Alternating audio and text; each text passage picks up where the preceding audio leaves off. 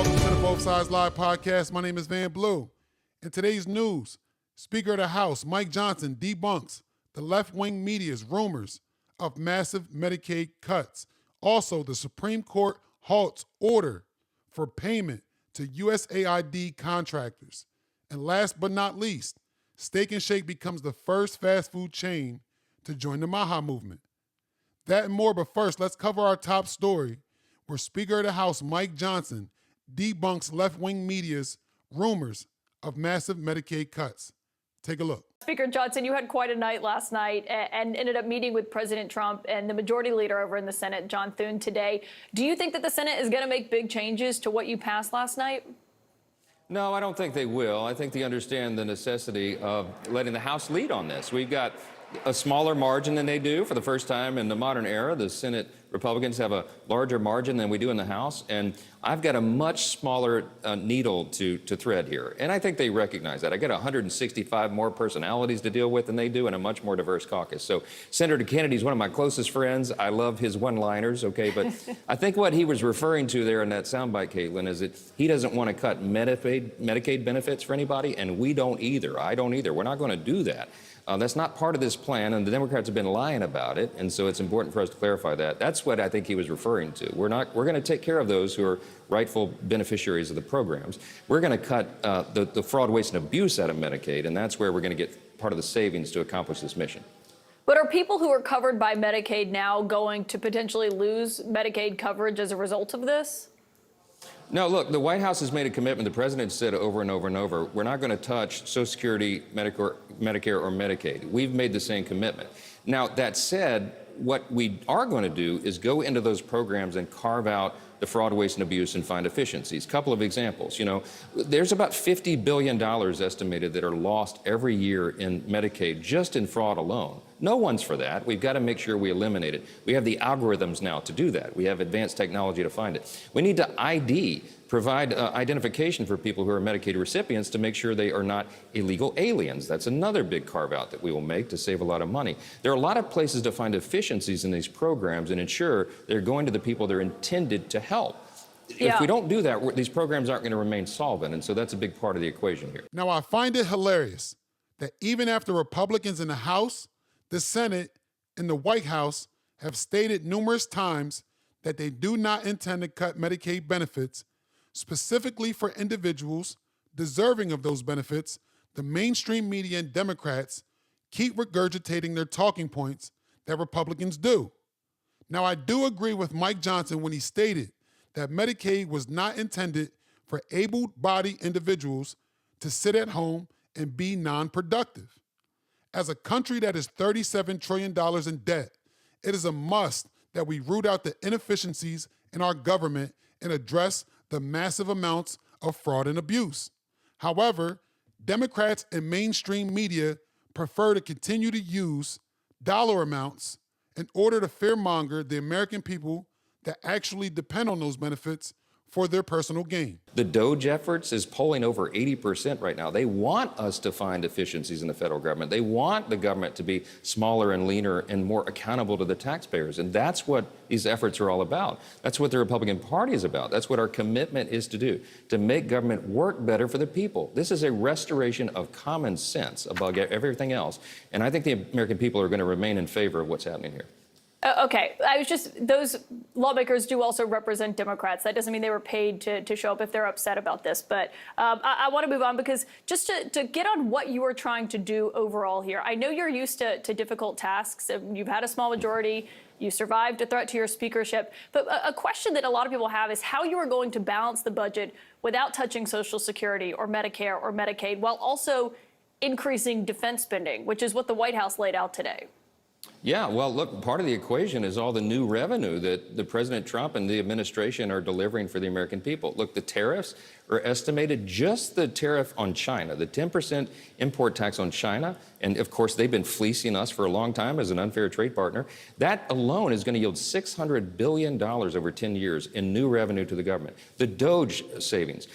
Elon Musk has said that he can find close to $1 trillion in fraud, waste, and abuse. I was with him late last night in his office.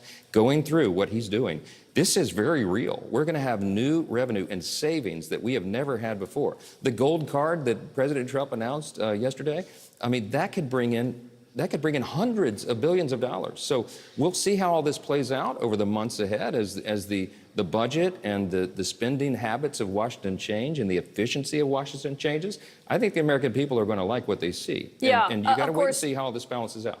And we will. None of that's guaranteed. We'll see what those numbers look like. Did Elon Musk approve of the blueprint that you passed last night? Did he think there were enough spending cuts in there? Well, we haven't gotten to that yet. These are numbers, a floor, at least 1.5 trillion in savings that we're going to find, and trying to get higher, maybe 2 trillion or higher. It's a start. Look, you don't turn an aircraft carrier on a dime. It takes miles of open ocean to turn an aircraft carrier. That's what the U.S. economy is. It took decades to get into this situation, but we are going to begin to bend that curve, and it's a great thing for the country. Now, I noticed how she asked Mike Johnson how they intend to balance the budget at the same time while adding to the defense budget. Now, I find this to be a fair question, but it's one of my pet peeves with the mainstream media. They constantly distort the facts. I noticed how she intentionally didn't mention that President Trump stated that he intends to cut the defense budget in half if the United States could reach a bilateral agreement with Russia and China. Mike Johnson then goes on to explain how they intend to cut this spending with the help of Doge and express optimism for cutting $1.5 to $2 trillion or even higher. And of course, she got her talking points and she had to ask if Elon Musk approved of the budget blueprint in an attempt to push the narrative that Elon Musk is somehow running the entire government. Now, I find it ironic that for years, the mainstream media and Democrats have pushed for climate change policies. At the same time, they praised Elon and Tesla for their focus on reducing carbon emissions. But the second Elon Musk endorsed President Trump, that all went out the window. Meanwhile, over at the Supreme Court, Chief Justice John Roberts had to step in and block a lower court ruling that would have forced the Trump administration to release funds immediately to USAID contractors. Let's listen to CBS Morning News further explain this ruling. Check it out. Now to Washington, where an overnight move by Chief Justice John Roberts allows a U.S. foreign aid package to stay frozen for now. Roberts paused a district court order for the Trump administration to pay up millions by midnight Wednesday. I want to bring in CBS News correspondent Natalie Brand, as you see there. She's live at the White House for us. Natalie, walk us through what we're hearing from the Supreme Court on this, how it reached its decision.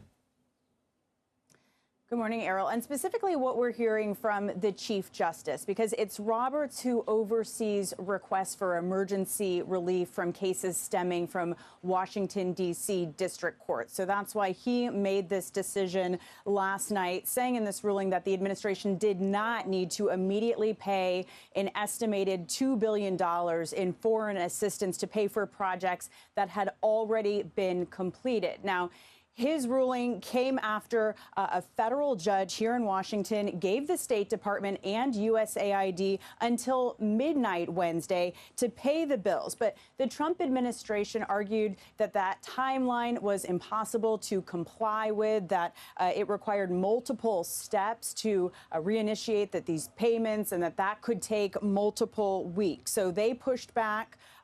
Appealed to the Supreme Court, and again, Chief Justice last night ruling, making this administrative stay, which is really just a pause until the Supreme Court can consider the case further, which is expected perhaps later this week. But Errol, this latest development comes as the Associated Press obtained a memo that the Trump administration plans or says it plans to eliminate 90% of USAID foreign aid contracts and around $60 billion in overall U.S. assistance around the world.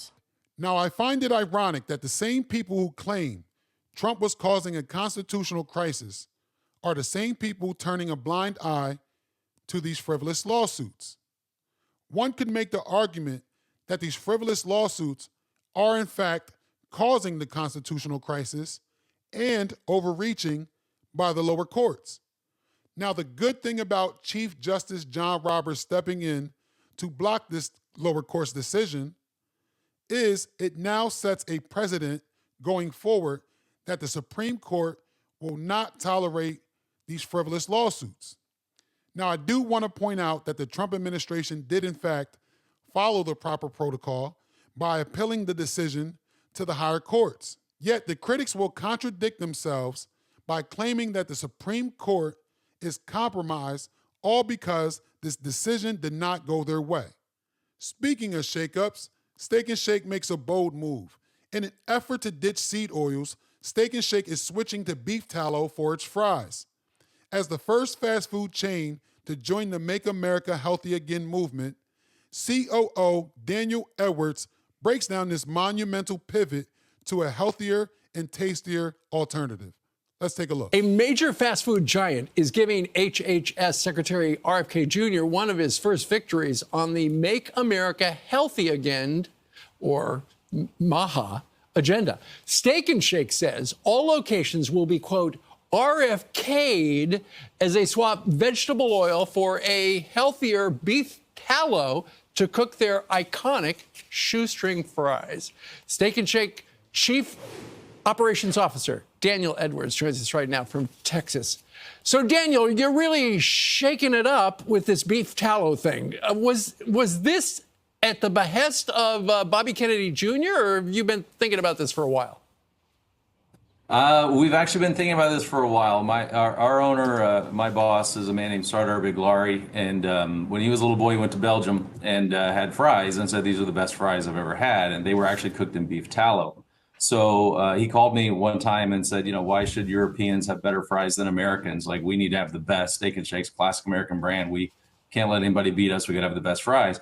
And we wanted to switch, I guess, years ago, but they couldn't get a chemical-free, additive-free, all-natural, pure beef tallow because they put defoaming agents and things. So he tells me we have to do beef tallow, but we have to do it all natural, no additives, no preservatives. And we found a supplier that could finally do that for us. And he said, we got to do it. We got to do it everywhere. And so we did. Okay. We RFK'd our fries. Indeed. So all your locations by March 1st are going to have French fries in beef tallow. I know RFK Jr. not a fan of seed oils, but ultimately it comes down to, as you know, Daniel, it comes down to the taste. So does it taste as good as, one of those other fries that we have grown accustomed to? They're so much better. We're actually famous for, as you mentioned, for our shoestring fries. Right. And these fries the same fry cooked in beef tallow is crispier, it's golden brown, it's absolutely delicious, and you're going to love them when you try them. You're not going to want to ever go back to the old way of doing fries. And it's the authentic way, it's the original way.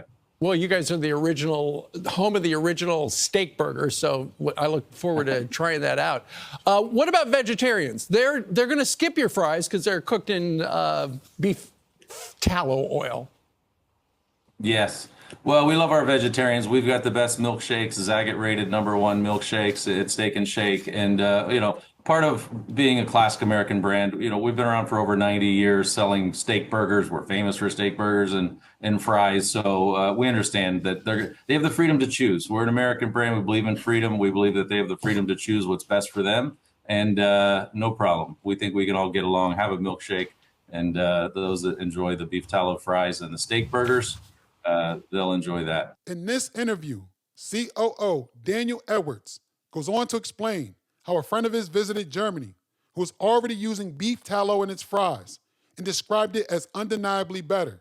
He then explains how they wanted to make the switch years ago, but had difficulty locating an additive-free tallow, but ensures us they've secured a supplier who can guarantee clean and high-quality ingredients.